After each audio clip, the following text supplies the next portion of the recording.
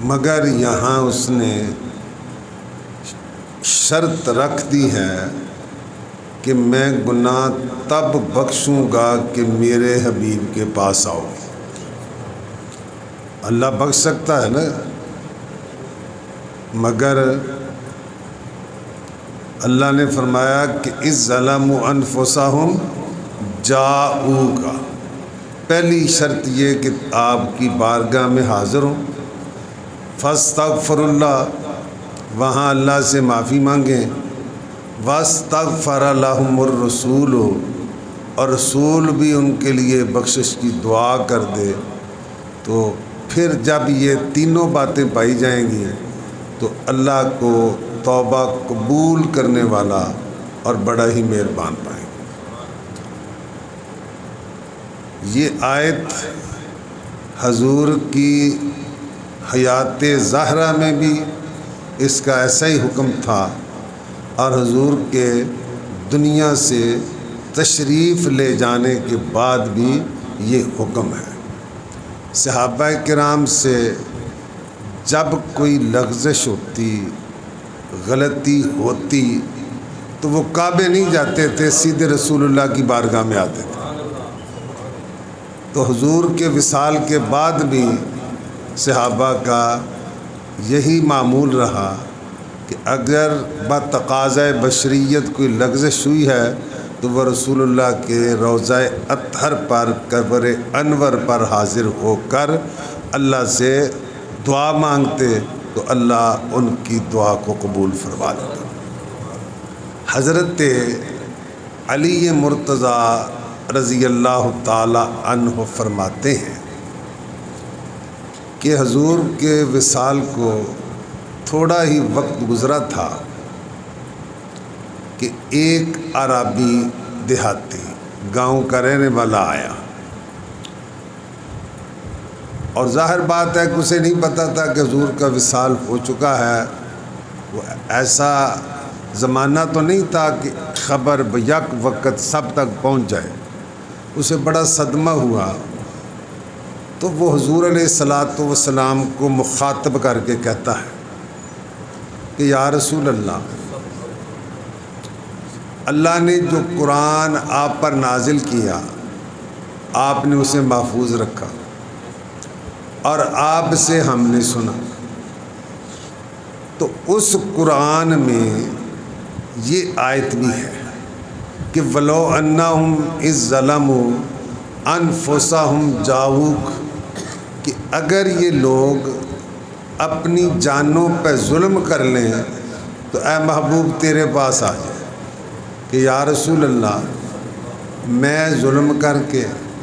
زیادتی کر کے آپ کی بارگاہ میں حاضر ہو گیا ہوں۔ تو حضرت علی فرماتے ہیں کہ قبر انور سے آواز آئی، جا اللہ نے تیرے گناہوں کو بخش دیا۔ بخدا خدا کا یہی ہے در، ادھر مانے کہ اللہ کی قسم در مصطفیٰ ہی در خدا ہے، مصطفیٰ کا در ہی بخدا، اللہ کی قسم، بخدا خدا کا یہی ہے در، نہیں اور کوئی مفر مقر، کوئی ملجا نہیں، کوئی ماوا نہیں، کوئی ٹھکانہ نہیں، بخدا خدا کا یہی ہے در، نہیں اور کوئی مفر مقر، جو وہاں سے ہو، جو وہاں سے ہو یہیں آ کے ہو،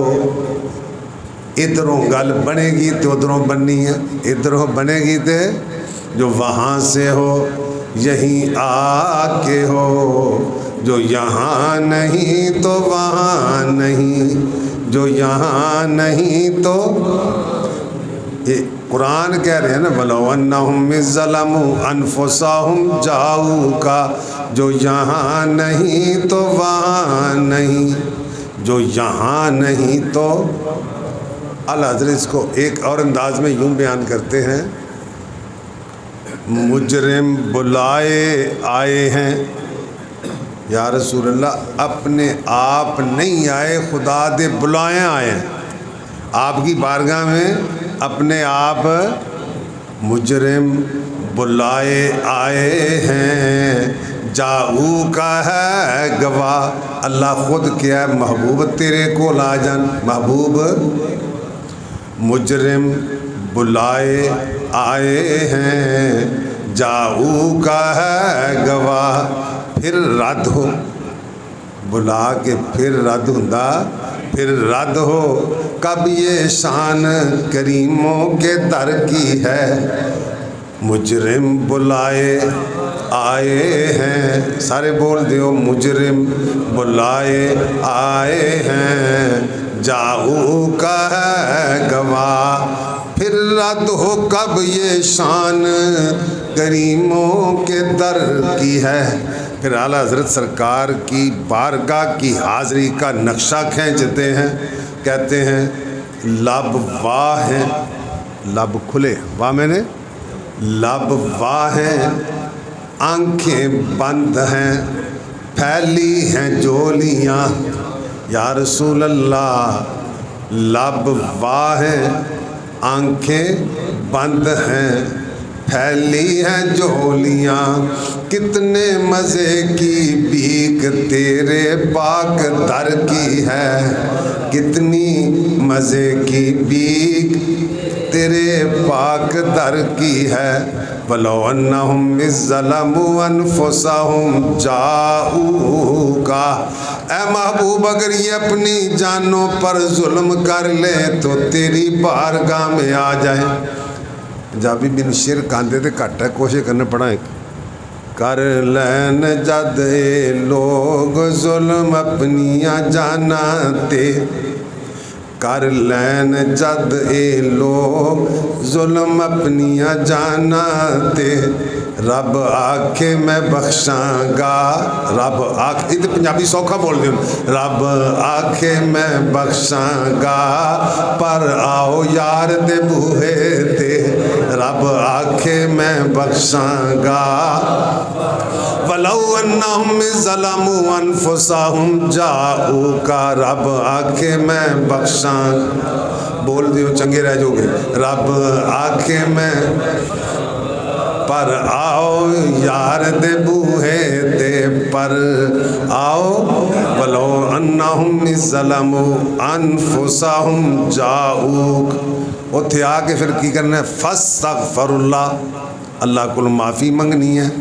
پھر تیجا کام کیا، وَاسْتَغْفَرَ لَهُمُ الرَّسُولُ، رسول بھی ان کی بخشش کی دعا کر دے تو اللہ ان کو بخش دے گا۔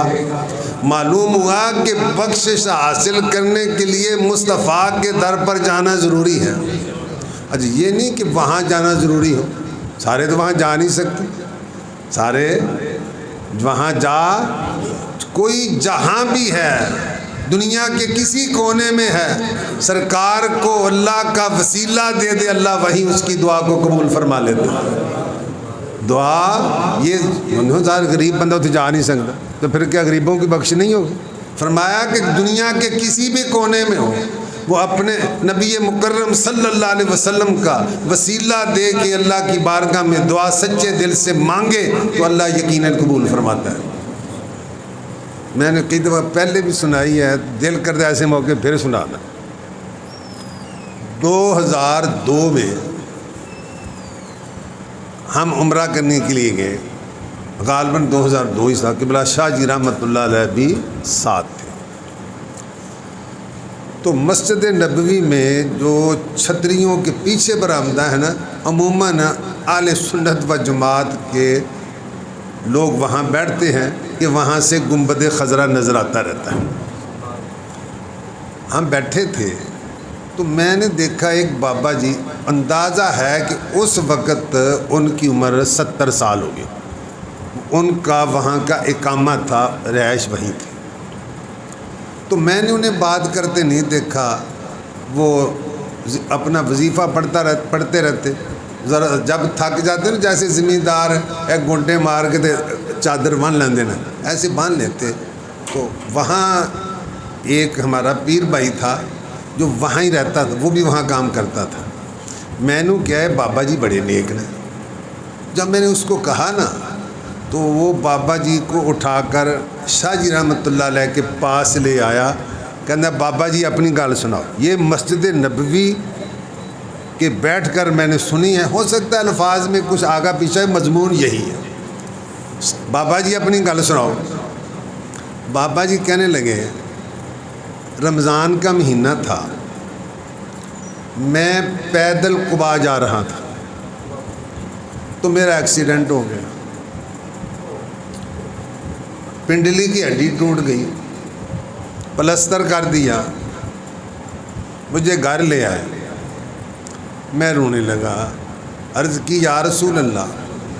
لوگ رمضان میں ہزاروں روپے خرچ کر، اس زمانے میں ہزاروں ہی لگتے تھے، ہمارے 40 ہزار پورا نہیں لگا تھا۔ ہوں تک بندہ کہہ میرا 3 لاکھ لگا پتہ نہیں عمرے کا، اس کہتا ہے حضور یا رسول اللہ، لوگ ہزاروں روپے خرچ کر کے یہاں آپ کی بارگاہ میں حاضر ہوتے ہیں رمضان میں، تو میں یہاں رہ کر محروم ہو گیا۔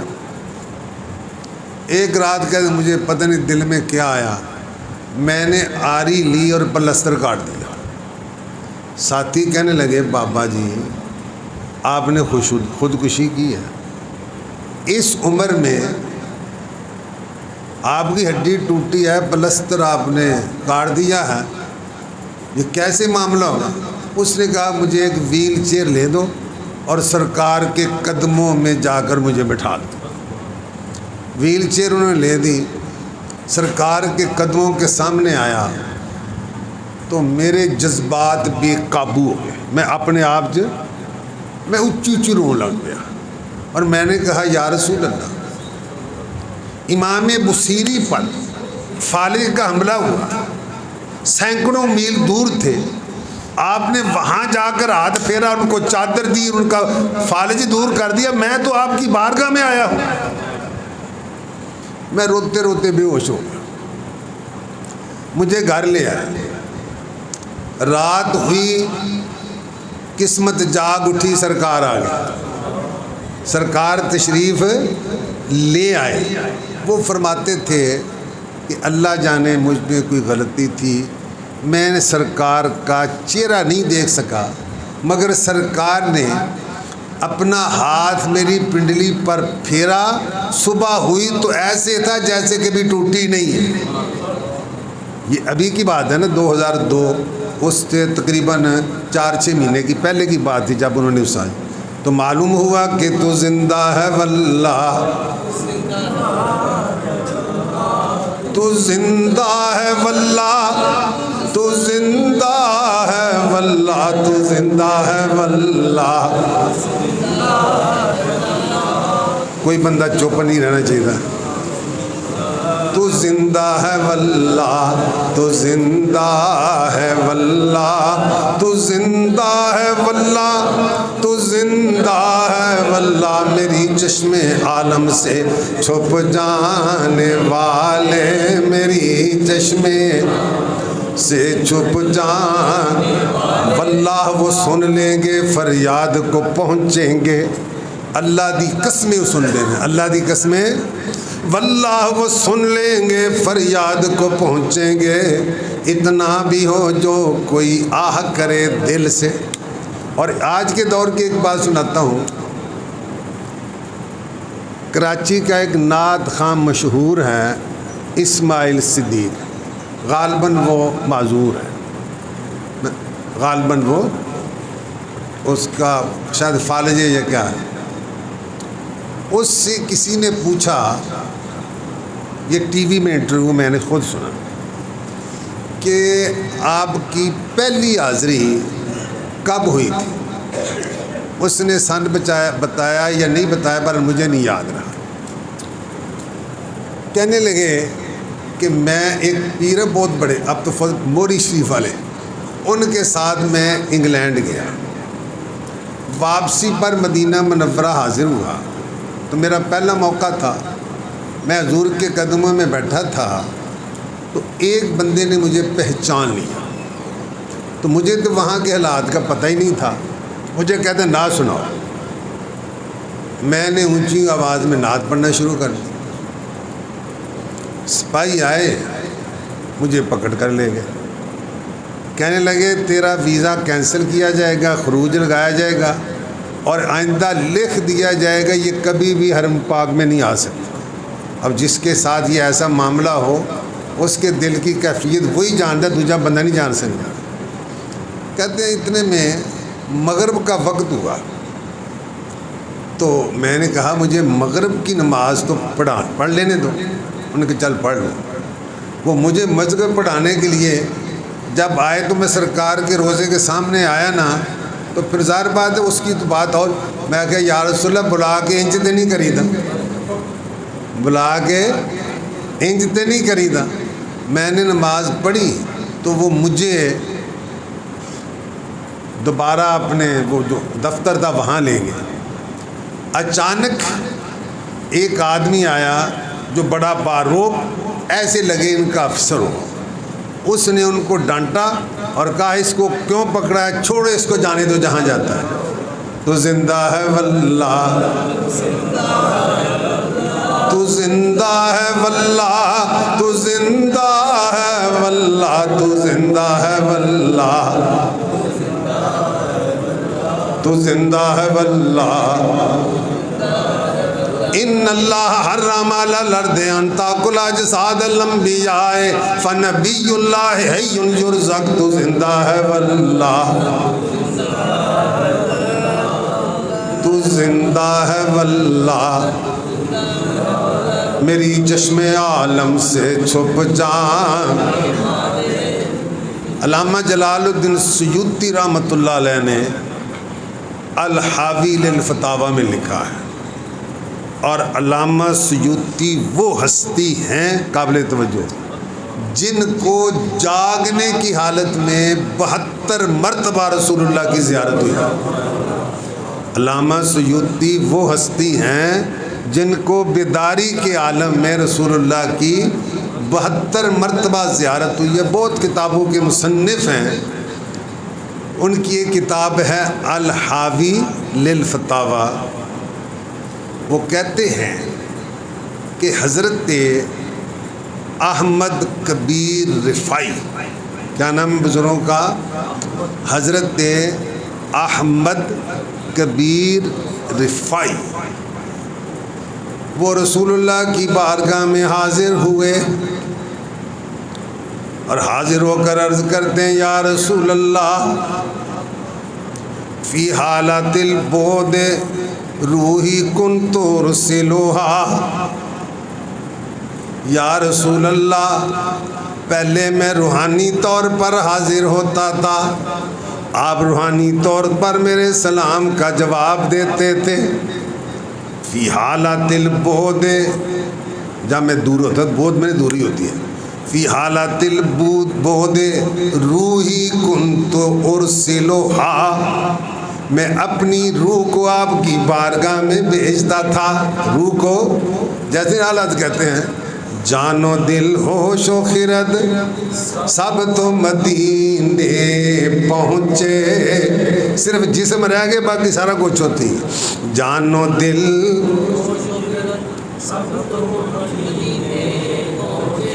تم نہیں چلتے رضا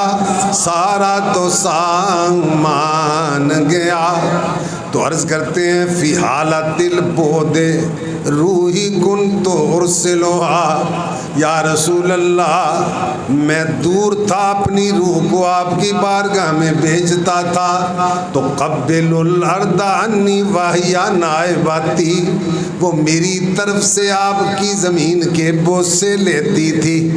میری روح میری طرف سے آپ کی زمین کے، تو قبل الارض انی میری طرف سے واہیا نائباتی، وہ میری نائب تھی۔ آگے سنو کیا عرض کرتے ہیں،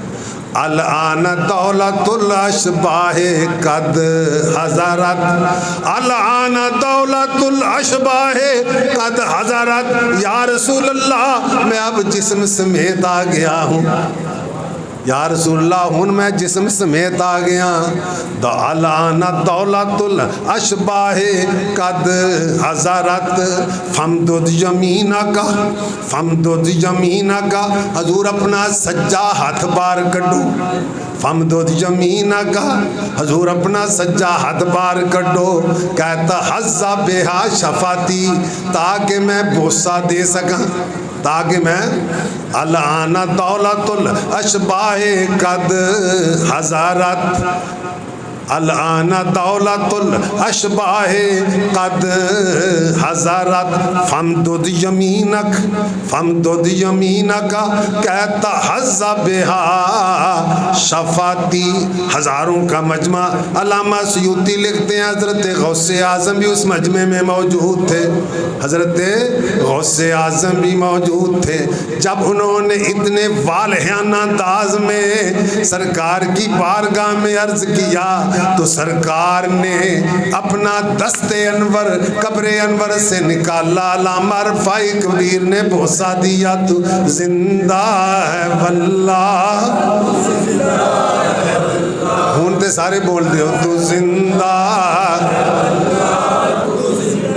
انبیاء کو بھی اجل آنی ہے مگر ایسی کہ فقط آنی ہے، پھر اسی آن کے بعد ان کی حیات مثل سابق وہی جسمانی ہے، تو زندہ